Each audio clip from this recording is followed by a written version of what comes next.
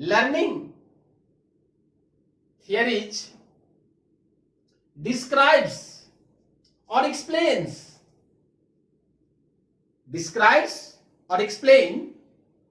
how learner observe, process and retain knowledge during learning। अधिगम के सिद्धांत में मैंने कहा कि विभिन्न सूचनाओं को, ज्ञान को ग्रहण करने, प्रक्रिया करने और धारण करने। अधिगम के सिद्धांत में हमने दो बातें किया था, एक व्यवहारवादी और एक संज्ञानवादी। व्यवहारवादी मनोवैज्ञानिकों का मानना था कि learning involves trial and error. व्यवहारवादियों ने कहा कि अधिगम प्रयास और त्रुटि के द्वारा होता है। One more thing, behaviouristic theory explains human behaviors are measured through interaction with environment to process। मानव के व्यवहारों का अंतःक्रिया और वातावरण के अंतःक्रिया के द्वारा मापा जाता है। बट संज्ञानवादियों ने कहा कि अधिगम प्रयास और त्रुटि से नहीं होता है। कैसे होता है? इसीलिए आज हम लोग पढ़ेंगे कॉग्निटिव थियरी। कॉग्निटिव थियरी, संज्ञानवादी सिद्धांत, गेस्टाल्टवादी। ये संज्ञानवादी जो सिद्धांत है किनके द्वारा दिया गया? गेस्टाल्ट साइकोलॉजिस्ट के द्वारा दिया गया। ये कहलाता है गेस्टाल्ट साइकोलॉजी, गेस्टाल्ट मनोविज्ञान। अब ये गेस्टाल्ट साइकोलॉजी में क्या होगा? यहीं पे क्या होंगे? साइकोलॉजिस्ट होंगे, साइकोलॉजिस्ट, मनोवैज्ञानिक,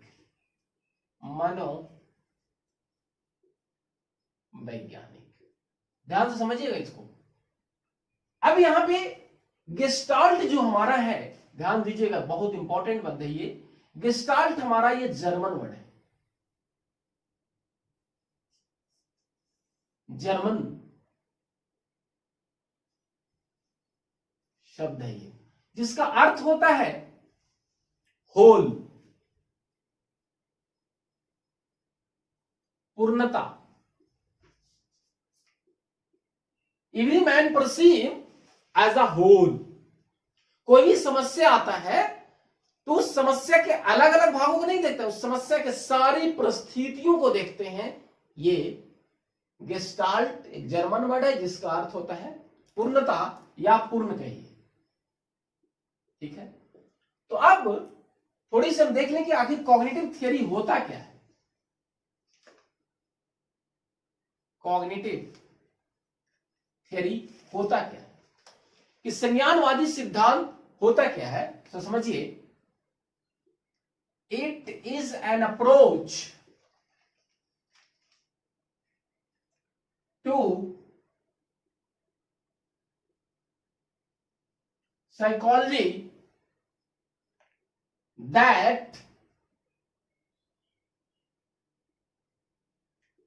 अटेम्प्ट्स टू, ध्यान दीजिए यहां पे, it is an approach to psychology that attempts to human behavior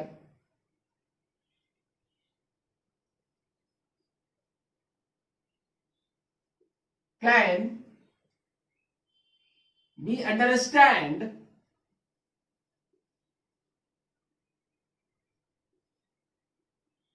through thought process. यहां पे कहा गया कि संज्ञानवादी जो हमारा एक मनोविज्ञान का ऐसा उपागम है जिसमें प्रयास किया जाता है मानव व्यवहारों को कैन बी अंडरस्टैंड, समझा जाता है थ्रू थॉट प्रोसेस से, विचारों के द्वारा समझा जाता है। ध्यान दीजिए, विचारों के द्वारा समझा जाता है, समझा जाता है। अब इसको वाइडर एस्पेक्ट्स में हम लोग देख लें, थोड़ी सी वाइडर एस्पेक्ट्स, व्यापक अर्थों में।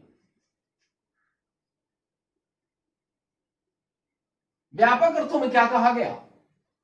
तो इससे पहले अगर हम बात करें कि जो हमारा कॉग्निटिव थियरी है, जो गेस्टाल्ट साइकोलॉजिस्ट के द्वारा दिया गया, तो इसमें जो नाम आता है, से देख लिए कौन कौन नाम आता है, वो इंपॉर्टेंट बात है।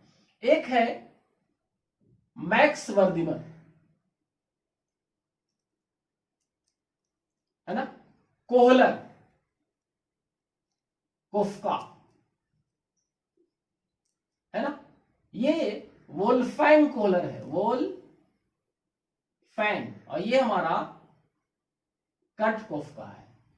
तो ये गेस्टाल्ट साइकोलॉजी का अगर फादर कहें तो मैक्स वर्दिमन है, लेकिन इसको आगे चल के बढ़ाया किसने? कोहलर ने। तो अब ये जो हमारा संज्ञानवादी के अंतर्गत जो एक लर्निंग थियरी है, वो हमारा क्या है, सब ध्यान से समझिए। इनसाइटफुल लर्निंग, अंतर दृष्टि अधिगम। अब हमारा ये जो हमारा इंसाइटफुल लर्निंग है, सूझबूझ का सिद्धांत भी इसको कहते हैं हम लोग हिंदी में, सूझबूझ, है ना। तो अब हमने कॉग्निटिव का अर्थ भी बता दिया आपको। अब हम बताते हैं कि इंसाइटफुल लर्निंग क्या होता है। ध्यान दीजिए, insightful learning is a type of learning or problem solving। मैंने कहा कि हमारा सूझबूझ अधिगम एक प्रकार का ऐसा अधिगम है या समस्या समाधान है। तो थोड़ा आगे देखिए हम, थोड़ा insightful learning is a type of learning or problem solving that happens all of a sudden। यही इंपॉर्टेंट है कि हमारा अधिगम जो होता है, क्या होता है, अचानक होता है। तो कहा कि सूझबूझ अधिगम एक प्रकार का ऐसा अधिगम है या समस्या समाधान है जो क्या होता है, अचानक होता है, और that happens all of a sudden through understanding of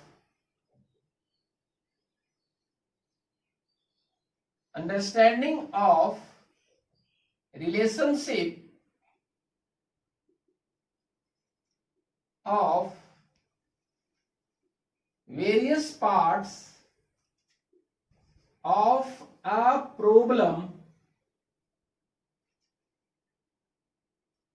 understanding of relationship of various part of problem, ध्यान दीजिए, rather than trial and error। कहने का मतलब क्या है कि हमारा सूझबूझ जो हमारा अधिगम हुआ, वो कैसे होता है, अचानक होता है। ठीक है। उसके बाद कहा गया कि वो समस्या के सारे पहलुओं को समझते हैं, ना कि प्रयास और त्रुटि के द्वारा है। तो कहने का मतलब क्या हुआ, ध्यान दीजिए, अधिगम अचानक होती है, ना कि प्रयास और त्रुटि के द्वारा। ठीक है। सूझ मारा हुआ जिसमें अधिगम प्रयास और त्रुटि से ना होकर अचानक होती है। देखें, ये जो हमारा संज्ञानवादी जो है, सूझबूझ का जो सिद्धांत दिया गया, इसका एक्सपेरिमेंट क्या है। तो मैंने कहा आपको कि प्रयोग पे ज्यादा हम लोग ध्यान नहीं देना है, लेकिन जानना जरूरी है। तो यहां पे प्रयोग जो किया गया वो एक चिंपांजी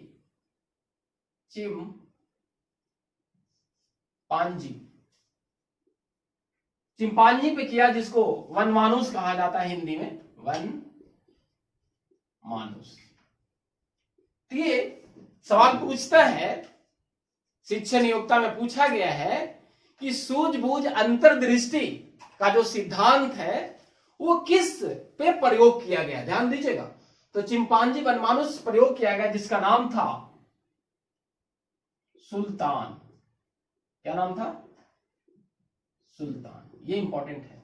अब समझिए क्या किया गया था कि एक्सपेरिमेंट फर्स्ट में क्या किया गया कि उस चिंपांजी को एक कमरे में बंद कर दिया गया और उस कमरे के ऊपर में केला लटका दिया गया और दो तीन चार बॉक्स रखा हुआ था। तो चिंपांजी सोच रहा था कैसे हम केला को पकड़े। तो अचानक उसका बुद्धि आया, अधिगम आया, एक बॉक्स को दूसरे पर रखा और केला को पकड़ लिया। ठीक है। एक्सपेरिमेंट दूसरा में आया, उसमें क्या किया गया, उसमें एक कमरे में चिंपांजी को बंद कर दिया गया और कमरे के बाहर, ग्रिल टाइप का, कमरे के बाहर केला रखा हुआ था और ये इस तरह का स्टिक्स है। ये तो दो तीन स्टिक्स रखा गया। तो वो सोच रहा था कि बाहर से केला हम कैसे खाएं। तो एक दो तीन जो स्टिक्स रखा था उसको आपस में जोड़ के और केला को बाहर से ले लिया। तो कहने का मतलब ये दोनों एक्सपेरिमेंट से बातें यही साफ हुआ कि वो चिंपांजी केला खाने के लिए अचानक सोचते रहा कैसे खाएंगे, तो उसके अचानक दिमाग में सोचा और बुद्धि आ गया। लेकिन यहां पे भी कंट्राडिक्शन होता है कि कुछ न कुछ तो प्रयास किया होगा, लेकिन यहां पे संज्ञानवादी जो हमारा गेस्टाल्टवादी है, इनके अनुसार कहा गया कि हमारा जो अधिगम है, ध्यान दीजिए, अधिगम प्रयास एवं त्रुटि से ना होकर अचानक होती है। कहने का मतलब कि क्या है, ध्यान दीजिए, learning is sudden, it is deliberate and conscious efforts. कहा गया कि हमारा जो अधिगम है वो क्या है, अचानक और डेलिब्रेट है, कॉन्शियस एफर्ट है, चेतन रूप से प्रयास करने पर अधिगम होती है। तो हम लोगों ने जाना कि अधिगम जो हमारा होता है वो प्रयास और त्रुटि से नहीं होता है, चिंतन करने से होता है, सोचने से होता है। और उसको कोई भी समस्या को, मैंने क्या कहा कि पूर्ण रूप से सोचता है। अगर अभी आ जाए हमारे पास समस्या है कि सीटेट कैसे क्वालिफाई किया जाए, तो क्या एक विषय पढ़ने से होगा? नहीं, पूरे सब्जेक्ट को हमको पढ़ना होगा। तो एक जो हमारा यहाँ मैक्सिमम ऑफ टीचिंग आता है वो हमारा होल टू पार्ट आता है। शिक्षण जो हमारा सूत्र है, ध्यान दीजिए, शिक्षण सूत्र क्या है, होल टू पार्ट। और ये बहुत ज्यादा पूछा जाता है सीटेट में और टीचिंग एप्टीट्यूड में। तो यही बात है यहां पे कि पूर्ण से अंश की ओर जाना है। यहां पे समस्याओं को समाधान करने के लिए अलग अलग नहीं सोचना है, एक साथ सोचना है और समस्या को समाधान करना है। अब इसके कुछ प्रिंसिपल्स को देखें। Principles of insightful learning.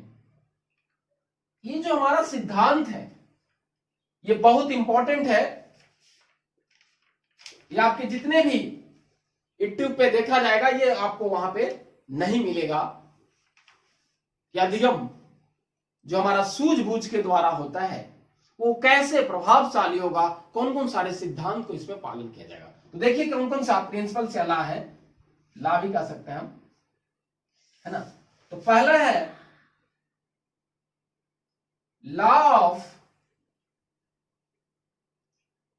Figure round.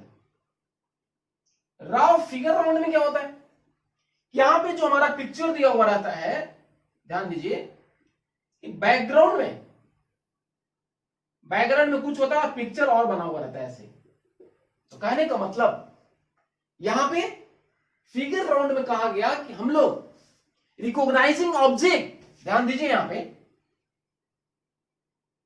Recognising object through vision, हम लोग दृष्टि ध्यान से देखते हैं कि आखिर इसके बैकग्राउंड में कौन सा है, कौन सा कलर है। तो हम लोग क्या होता है, हमारा बुद्धि, हमारा संज्ञानात्मक क्षमता बढ़ती है और बुद्धि हमें अचानक आती है, अच्छा इसके पहले ये बैकग्राउंड है ना। उसके बाद है लॉ ऑफ सिमिलरिटी, समानता। तो यहां पे क्या होती है कि बहुत सारे ऐसे वर्ड या पिक्चर समान होते हैं और वहां आपको डिफरेंट खोजना पड़ता है। ये किड्स के बच्चे में जो हमारा पजल्स आते हैं लगेगा कि सब समान है, लेकिन वहां पे कुछ ना कुछ डिफरेंस होता है। ध्यान दीजिएगा, यहां पे हमने क्या कहा कि पिक्चर जो है से कुछ सेम होती है, लेकिन उसी में क्या होता है, डिफरेंट होता है। तो यहां पे भी अगर बालक के संज्ञानात्मक क्षमता को विकसित करना चाहते हैं तो उस तरह से पिक्चर का अभ्यास करना चाहिए। देखें, या मैंने बता रहा था लॉ ऑफ इंसाइटफुल लर्निंग। तो नेक्स्ट देखें, लॉ ऑफ प्रेग्नेंज। ये हमारा जर्मन वर्ड है, ये ध्यान दीजिएगा, जर्मन वर्ड होता है। इसका मतलब क्या होता है, गुड फिगर।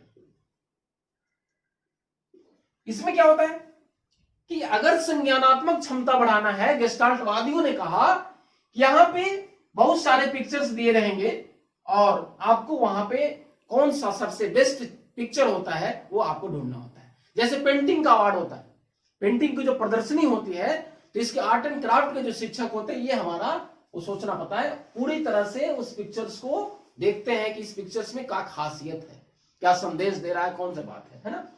नेक्स्ट हमारा बात करें लॉ ऑफ कंटिन्यूटी। कंटिन्यूटी में क्या है, यहां भी पिक्चर जो है कंटिन्यू दिया हुआ रहता है और उस पिक्चर्स में एक जैसा रहता है और इस पिक्चर में जैसे समानता ऐसे है, मान के चलिए ऐसे ऐसे ऐसे ऐसे, तो निश्चित है कि यहां पे ऐसे आएगा। जिस तरह का पिक्चर आपको दिया हुआ रहता है और आपके संज्ञानात्मक क्षमता को देखना होता है। नेक्स्ट अगर देखें हम लोग, पांचवा लॉ ऑफ क्लोजर। अब ये लॉ ऑफ क्लोजर में क्या होगा, लॉ ऑफ क्लोजर में भी यहां पे पिक्चर्स जैसे सम पिक्चर्स आर टुगेदर, मतलब एक पिक्चर एक जैसा बहुत सारा रहता है, लेकिन उसमें से हमको ढूंढना होता है कि कौन हमारा टॉपिक्स या कंटेंट्स के नजदीक है। हम बात करें एजुकेशनल इंप्लीकेशंस, ध्यान दीजिएगा यहां पे शैक्षिक निहितार्थ। तो शैक्षिक निहितार्थ में जो हम बात करेंगे कि आखिर अभी संज्ञानवादी ने कहा, गेस्टाल्टवादी ने कहा कि समस्याओं को अलग अलग नहीं सोचते, अलग अलग अवयवों के रूप में नहीं सोचते, एक साथ से सोचना है समस्याओं को, है ना। तब इसका सबसे बड़ा फायदा क्या है, इसकी शैक्षिक निहितार्थ क्या कहा गया, ध्यान दीजिए, सब्जेक्ट मैटर, क्या कह सकते हैं हम लोग इसको, टीचिंग मटेरियल,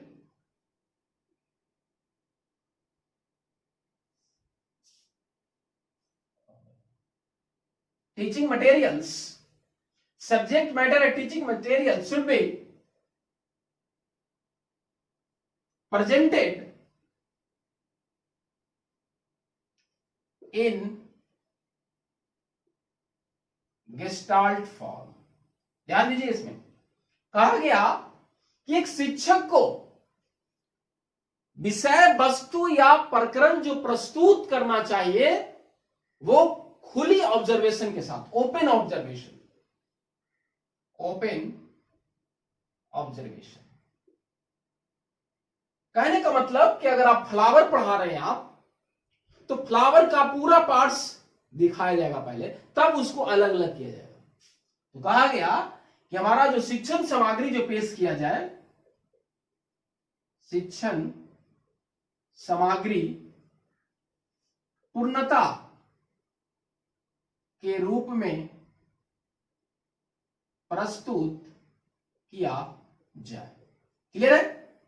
तो अब कहिए कि ओपन ऑब्जर्वेशन, उस फ्लावर को अलग अलग करके फिर हम बाद में समझाएंगे, तो उससे क्या होगा, डेवलप्स क्या होगा, परसेप्चुअल रिलेशनशिप विकसित होता है।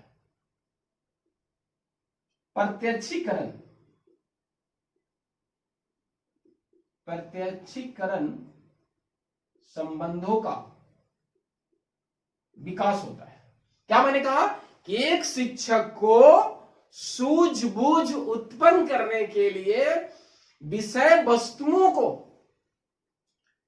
पूरी ओपन इंडेड फॉर्म में रखना चाहिए, कि जिससे उसकी परसेप्चुअल अंडरस्टैंडिंग, समझ विकसित हो और वो क्या करे, पूरी पूर्णता के साथ वो समझे। इस प्रकार से हमको रखना है। दूसरी कहा गया it is a goal directed. ध्यान दीजिए, ये लक्ष्य निर्धारित होता है। लक्ष्य निर्धारित करने का मतलब कि जब तक हमारा लक्ष्य प्राप्त नहीं हो जाएगा तब तक हम सोचते रहेंगे और ये करते रहेंगे। जैसे पिंजरे में बंद किया गया चिंपांजी को, तो जब तक केला को प्राप्त नहीं कर लिया तब तक वो सोच ही रहा था। तो इसलिए कहने का मतलब यहां पे क्या हुआ, दूसरी बात समझ लीजिए, लक्ष्य हमारा साफ होनी चाहिए या क्लियर, यहां पे बात ये होनी चाहिए। अब नेक्स्ट हम बात करें जो सबसे इंपॉर्टेंट है, ऐसे तो ये भी इंपॉर्टेंट ही है हमारा, कि हमारा विषय वस्तु शिक्षण सामग्री क्या होना चाहिए, पूर्णता के रूप में होना चाहिए। उसके बाद फिर अलग अलग हिस्सों में हम बांटें, पूर्णता से अंश की ओर। अब बात आ रही है कि सूझबूझ के द्वारा, इंसाइट के द्वारा, ध्यान दीजिए, इंसाइट, सूझबूझ के द्वारा, सूझबूझ के द्वारा नई कौशल, स्किल जो हम लोग सीखते हैं, कौशल समझिए, सूझबूझ के द्वारा सीखे गए कौशलों को, ध्यान दीजिए, सूझबूझ के द्वारा सीखे गए कौशलों को एक परिस्थिति से दूसरे परिस्थितियों में हस्तांतरण करने के लिए सिखाया जाता है। कहने का मतलब एक विषय से दूसरे विषय के बीच में संबंधों को बताना जरूरी है। संबंधों को कहने का मतलब एक विषय का संबंध, एक विषय का संबंध अन्य विषयों के साथ बताना जरूरी है। उससे क्या होगा, उसकी सूझबूझ ज्यादा विकसित होगा। अब कहा जाए इससे क्या फायदा होगा, कि एक विषय दूसरे विषय से समझाने, संबंध करके पढ़ाने से क्या फायदा होगा, कि उसमें क्या होगी, एडजस्टमेंट कैपेसिटी डेवलप होगा। ध्यान दीजिए इसी को, एडजस्टमेंट कैपेसिटी, समायोजन क्षमता, समायोजन क्षमता। ठीक है, तो हमने कहा कि सूझबूझ जो हमारा सिद्धांत है, शैक्षिक निहितार्थ, मैंने कहा कि विषय वस्तुओं को ओपन ऑब्जर्वेशन के साथ पढ़ाया जाए। फिर मैंने कहा कि हमारा लक्ष्य पूरी तरह से क्लियर होना चाहिए, और हमने कहा कि एक शिक्षक को सूझबूझ नए कौशलों को सिखाने के लिए एक से दूसरे परिस्थितियों में हस्तांतरण जरूरी है, क्योंकि बालक का समायोजन क्षमता का विकास करना है।